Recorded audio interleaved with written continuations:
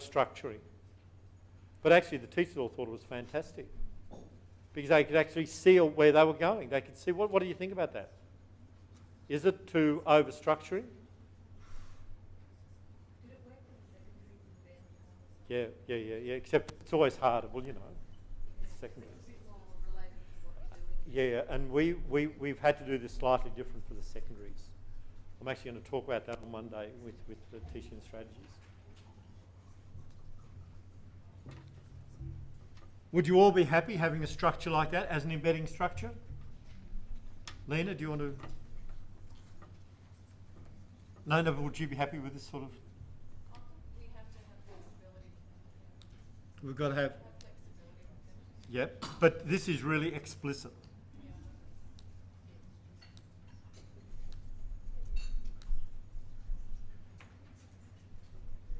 So come on, I'm wanting feedback. Well, some staff will need it and some won't, just like some people need that. Which staff do you think won't need it?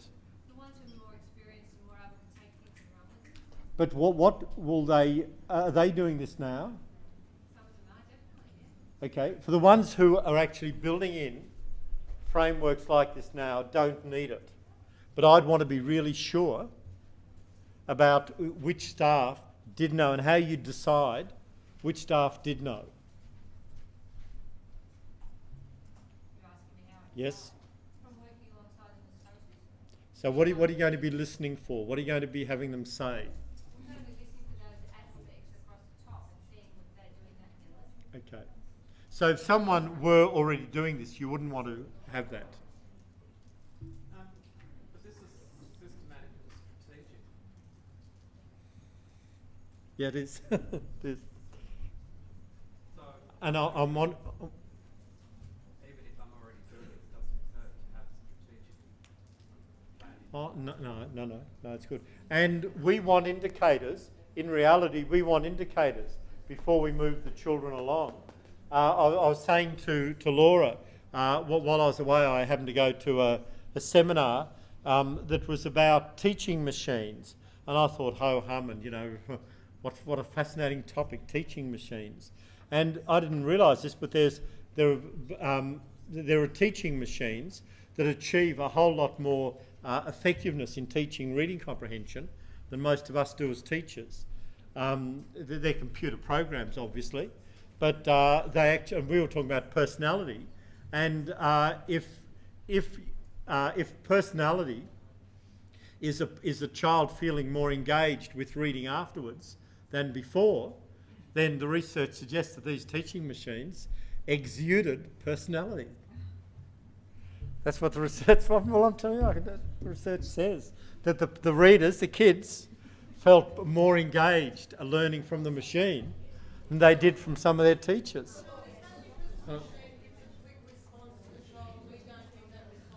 It gives a quick response, but also the machine was programmed to give a response that actually congratulated the kid's knowledge, whereas often we miss that.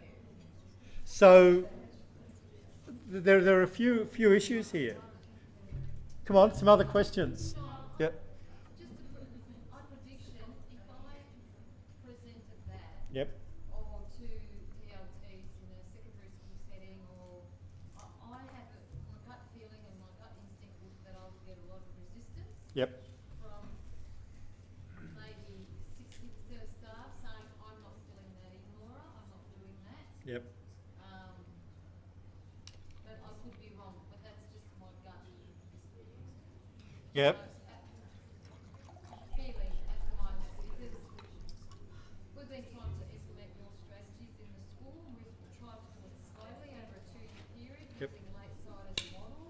Yep. And it's really hard to monitor and gauge with, you know, again, like that gentleman said over there, teachers, they've not been having discussions about accountability, I think putting it in the classroom, blah, blah, blah, yes, working with PLT teams, blah, blah, blah. My gut reaction is, I'm not doing that. I've got too much to do. I've got to run the camp. I've got to do the school play. I've got yard duty. I've got. Yeah, but yard duty is not going to be occurring while you're having the kids learn literacy. But that No, but if we... agree with you. I'm on your side. I'm saying there's I'm on your side. Not that there's signs here, but a realistic picture of teachers are going to go, I'm not filling that in. Yeah, You can't make me. yeah. Am I right?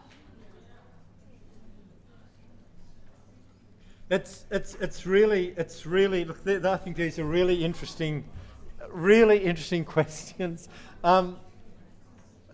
At some point, we do need to talk with, if people have the response that Laura's suggesting, well, if they're going to have, we've really got to have dialogue about what they see as their role. Because when, Laura, with each of the points that you mentioned, I believe that if I were going to be planning the camp, the chances are I wouldn't be planning the camp while I was teaching geography. Because if I were, I don't think the kids would be learning geography. So, see, with each of the points that you raised, I think that I'd certainly allow the person to say it. And I'd say, if you were teaching geography, if we were, say, going to look at vocab, say, if you've got two kids in a geography class and you mention a topic, and one kid thinks of 40 words to do with the topic, and the other kid thinks of 4, which kid's going to be easier to teach? Which kid is going to be more engaged and going to, help your lesson go better? Now, if I want children in my class to learn more about vocabulary, are there some kids who are not learning it so well now?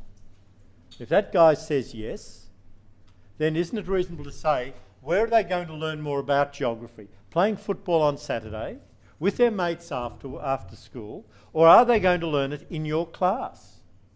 Let's get real for a minute. Where will they learn it?